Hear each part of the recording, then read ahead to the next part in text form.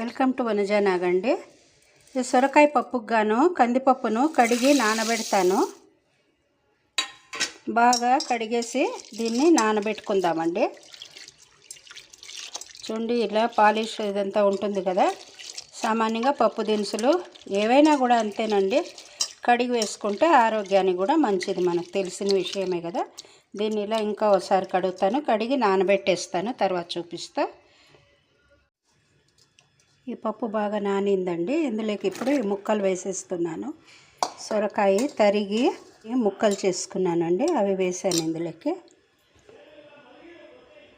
పసుపు వేస్తున్నాను, జీలకర్ర, టొమాటో, ఉల్లిగడ్డలు, పచ్చిమిర్చి, కరివేపాకు అంతా కూడా ఒకటిగా వేసేస్తున్నాను. చిన్న నిమ్మకాయ అంతా చింతపండు రసం పిండుకున్నానండి, ఇది వేస్తున్నాను.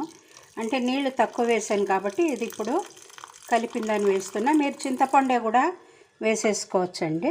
కారపొడి వేస్తున్నా అండి. పచ్చిమిర్చి వేసుకున్నాం కాబట్టి కారం కొద్దిగా తక్కువ వేసుకున్నా పర్వాలేదు. ఉప్పు ఇందులోకి వేసేస్తున్నా అండి. దీన్ని కుక్కర్ మూత పెట్టేసి మనము ఇచ్చేసుకుందామండి.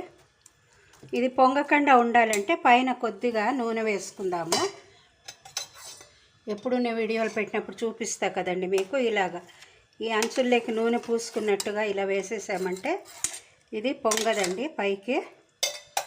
పైన స్పూన్ వేసామంటే కూడా అంతేనండి. అది కూడా చూపించినాను నేను మీకు.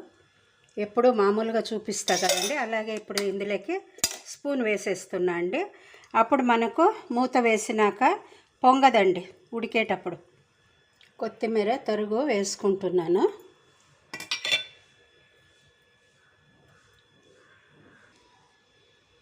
మూత ఉంచేద్దామండి. లిడ్ ఉంచేసాను, 3 విజిల్ దాకా ఉడికించుకుంటాను. ఇది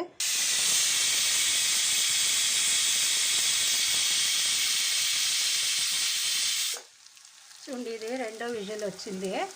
కొంచెం కూడా చుట్టూరా ఎక్కడ కూడా నీళ్ళు అనేది బయట రాలేదండి, ఎందుకంటే మనం నూనె పూసినాం కదా లోపల భాగానికి, అందుకని. 3వ విజిల్ వచ్చేసింది. చూడండి ఎంత నీట్గా ఉందో. ఇప్పుడు స్విచ్ ఆఫ్ చేస్తాను స్టవ్. కాకరకాయ గొజ్జు చేస్తున్నాను, అది ఇటువైపు కనపడుతోంది మీకు.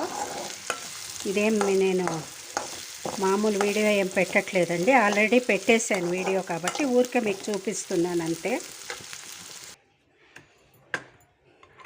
కుక్కర్ చల్లగా అయిపోయిందండి, అంటే ప్రెషర్ అంతా పోయింది.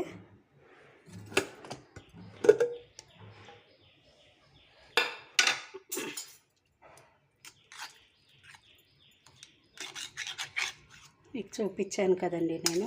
దీన్ని ఇలా కుక్కర్ లోపల ఇది వేసామంటే స్పూను మనకు పొంగదండి, అందుకని మీకు చూపించాను ఆల్రెడీ అది వేసి. నేను దీన్ని ఇప్పుడు దీంతోనే ఎనిపేద్దామండి.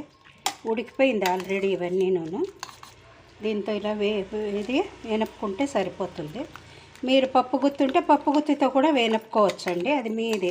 నేనేమంటే పూర్తి నున్నగా అయిపోయినా బాగుండదు కదండి, అందుకని ఇలా చేస్తున్నాను. కొంచెం నూనె వేసి ఆవాలు వేస్తున్నాను. ఆవాలు చిట్టుపట్లాడగానే ఈ పోపు దినుసులు వేసేసుకుందాము. మినపప్పు, శనగపప్పు, కరివేపాకు, ఎండుమిర్చి అన్నీ వేసేసి ఇది పోపు పెట్టేస్తున్నాండి. ఆల్రెడీ జీలకర్ర అది అందులోకి వేసినాం కాబట్టి వేసినా పర్వాలేదు, వేయకపోయినా పర్వాలేదండి. ఇది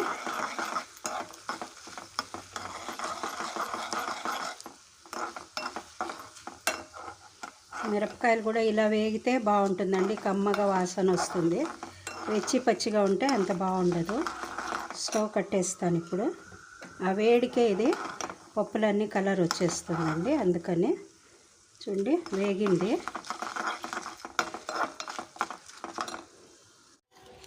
చూడండి పప్పు ఇలా చాలా బాగా అయిపోయింది. ఈ కన్సిస్టెన్సీ ఉంటే చాలండి పప్పుకు. మామూలుగా మీకు కాబట్టి ఇంకా కాస్త నీళ్ళుగా చేసుకోవచ్చు. ఇప్పుడు నేను పోపు రెడీ ఉంచుకున్నాను కదా, ఇది ఇందులోకి వేసేస్తున్నాను. పోపు వేసిన దాన్ని సొరకాయ పప్పు ఎంత బాగా అయిందండి, చాలా టేస్టీగా కూడా ఉంటుంది.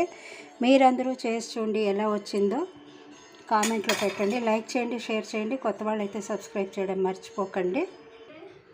ఈ పాత్రలకి మార్చేస్తున్నానండి నేను ఇప్పుడు. ఈ పోపుది పైన ఇందులో ఎత్తేసాను. ఇప్పుడు దీంట్లో వేస్తున్నానండి. అంటే ఆల్రెడీ పోపు వేసేసాను. ఊరికే మరి ఈ గిన్నెలోకి మార్చినప్పుడు పైన పోపు ఉంటే బాగుంటుందని ఇలా వేస్తున్నానండి, అంతే. ఆల్రెడీ పోపు వేసి మిక్స్ చేసేసాను నేను.